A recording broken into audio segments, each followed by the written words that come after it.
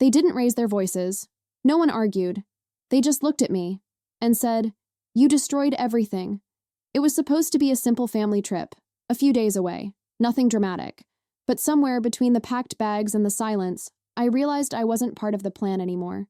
If you've ever been blamed by the people you trusted the most, stay until the end, because what happened next explains everything. It was meant to be ordinary. That was the word my mother used when she suggested the trip. Ordinary. Just a few days away, a rented house near the coast, shared meals, polite laughter, and the unspoken agreement that we would all pretend to be closer than we really were. I remember standing in my bedroom the night before we left, folding clothes that didn't quite feel like mine anymore. I chose neutral colors, comfortable shoes, things that wouldn't attract attention. Somewhere along the way, I had learned that blending in was safer than standing out, especially with family. The drive itself was quiet, not tense exactly, just careful. Conversations stayed shallow, weather, traffic, how long it had been since we last traveled together. I watched the scenery pass and told myself that this time would be different, that whatever cracks existed between us could stay hidden for a few more days.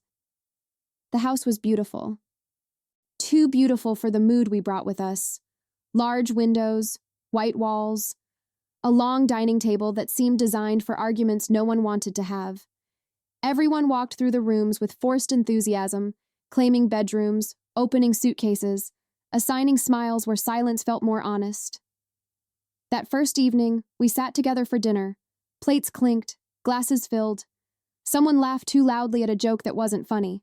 I noticed how often my name was skipped in conversation, how decisions were made just slightly to the side of me. It was subtle, the kind of exclusion that leaves no proof, only a feeling you're not supposed to acknowledge. Later, as I stood alone on the balcony, the sound of waves below, I felt it, that quiet certainty in my chest.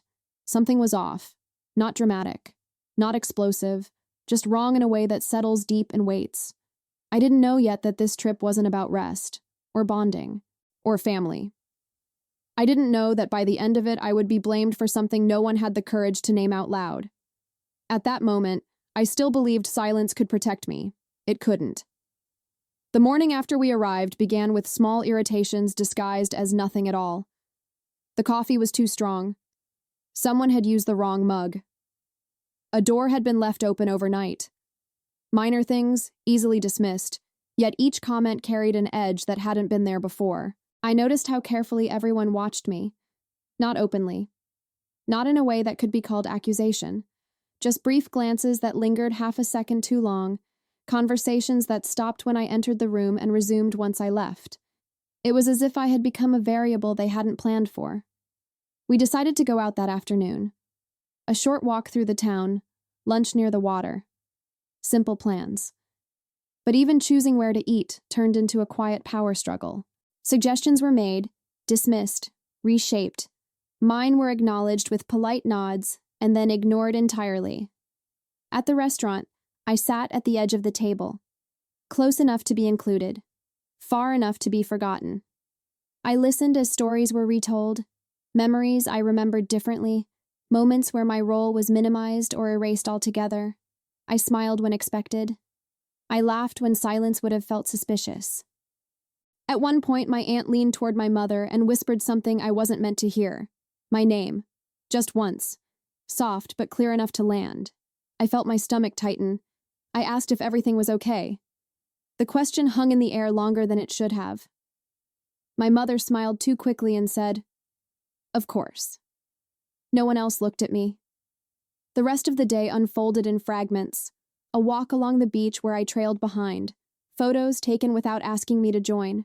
Plans for the evening discussed as if I weren't sitting right there. Each moment on its own meant nothing. Together, they formed a pattern I couldn't ignore. That night, back at the house, I heard raised voices behind a closed door. Not shouting, controlled, measured. The kind of argument people think is safer because it doesn't leave marks. I caught pieces as I passed by. She always does this. This was supposed to be different. We can't let her ruin it. I stood frozen in the hallway, heart pounding, breath shallow. No one said my name again. They didn't need to. For the first time, I wondered if this trip had started long before we packed our bags, and whether my role had already been decided. The next day was when the silence stopped pretending. It happened in the afternoon, after hours of forced normalcy. We had spent the morning together, moving as a group without truly being one. Smiles were sharper, words were chosen carefully. Every interaction felt rehearsed, as if everyone had agreed on a script I had never seen. We returned to the house earlier than planned. The sky had darkened, heavy clouds rolling in from the coast. Inside, the air felt thick, charged with something unnamed. I remember thinking it matched the weight in my chest. Someone suggested we sit down and talk. Those words alone were enough to make my pulse spike. We gathered around the dining table, the same one I had noticed on the first night. This time, no plates, no glasses, just hands folded, arms crossed, eyes fixed anywhere but on me. My mother spoke first. Her voice was calm, too calm. She said the trip wasn't going the way everyone had hoped, that there had been tension, that people were uncomfortable. She spoke in vague terms, careful not to accuse anyone directly, while somehow placing all the weight in my direction. I asked what she meant. That was when my father sighed, long and exaggerated, as if he had been carrying this burden alone. He said I had changed the atmosphere, that my presence made things difficult, that I had a way of making everything about me, even when I said very little. I felt the room tilt. I asked how, when, what exactly I had done. No one answered right away. Then my aunt said it, not loudly, not angrily, almost apologetically. You destroyed everything. The words landed with a finality that stole the air from my lungs. Others nodded. Some avoided my eyes. One of them repeated it, phrased differently, but the meaning was the same. The vacation, the mood, the family dynamic, all of it somehow traced back to me. I waited for someone to explain, to give an example, a reason. None came. Instead, they spoke about disappointment, about expectations, about how hard it had been to plan this trip, only for it to feel off. I realized then that I wasn't being accused of an action. I was being blamed for an existence. I tried to speak, but my voice came out thin, unconvincing even to me. Every sentence I offered was met with silence or gentle dismissal. Not arguments, conclusions. By the time the conversation ended, nothing had been resolved. Except one thing. They had chosen a version of the story where I was the problem, and they were comfortable with that. After they finished speaking, no one told me to leave the table. They didn't have to. The conversation drifted away from me as if I were no longer part of it. Someone mentioned dinner plans. Another person checked their phone. The accusation remained in the air, unresolved, unquestioned, yet somehow final. I sat there for a moment longer, waiting for a pause that never came, then quietly stood up and walked away. I went to the bedroom I had been given, the smallest one, at the end of the hall.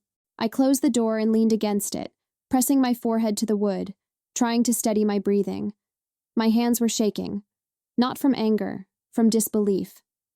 I replayed the last few days in my head, searching for evidence, a wrong word, a look, a moment where I might have crossed an invisible line.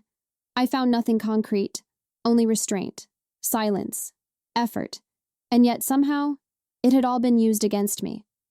Outside the room, I could hear laughter, soft at first, then more relaxed, as if attention had finally been released. I understood then what I represented to them. Not a person, but a disturbance. Something that needed to be named, blamed, and pushed aside so the rest of the picture could make sense again. Later that evening, my mother knocked on my door. She didn't wait for an answer before opening it. She stood there with her arms folded, her expression tired rather than concerned. She told me no one wanted a fight, that I shouldn't take things so personally, that families say things they don't always mean. Her words were gentle, but her message was clear. It would be easier for everyone if I let it go. I asked her why no one could tell me what I had actually done. She looked away and said, "You know how you are." That was the closest thing to an explanation I would get. That night, I lay awake listening to the house settle, doors closing, footsteps moving freely without me. For the first time, I allowed myself to consider something I had avoided for years. What if this wasn't about the trip at all? What if I had been carrying their discomfort long before we arrived, and this was simply the moment they decided to hand it back to me? I didn't sleep much. But when morning came, something in me had shifted. The silence no longer felt protective. It felt like permission. I woke before anyone else. The house was quiet in the way that only happens when something has already ended. Not peacefully, decisively. I lay there for a few minutes, staring at the ceiling, listening to my own thoughts without interruption for the first time since we arrived. There was no urge to confront anyone, no desire to explain myself again. That part of me felt tired, obsolete. I understood now that clarity was not what they wanted. They already had their version, polished and agreed upon, and it required nothing further from me. I packed slowly. Not because I was unsure, but because I wanted to remember the feeling. Each folded item felt like a small reclaiming of space. My phone buzzed once with a message in the group chat about breakfast plans. I didn't respond. When I stepped into the kitchen, a few of them were already there. Polite smiles appeared, cautious and practiced. Someone asked if I had slept well. I said yes. It was easier than explaining the truth. No one mentioned the conversation from the day before. That silence told me everything I needed to know. The accusation had served its purpose. The discomfort had been relocated. Balance in their eyes restored. I told them I was leaving early. There was a brief pause, just long enough for surprise to flicker, then disappear. My mother said she understood. My father nodded. No one asked me to stay. As I drove away, the coastline blurred past the window. I expected to feel grief, or anger, or relief. Instead, there was something quieter, steadier, recognition. I finally saw the pattern I had spent years excusing.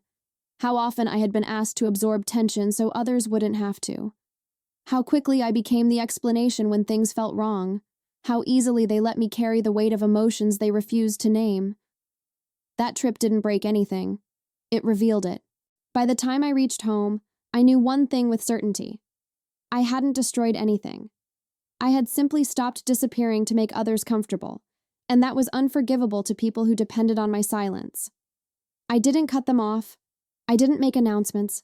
I just changed the way I showed up, less often, more honestly, and without apology. Some noticed, some didn't, but I did, and that was enough.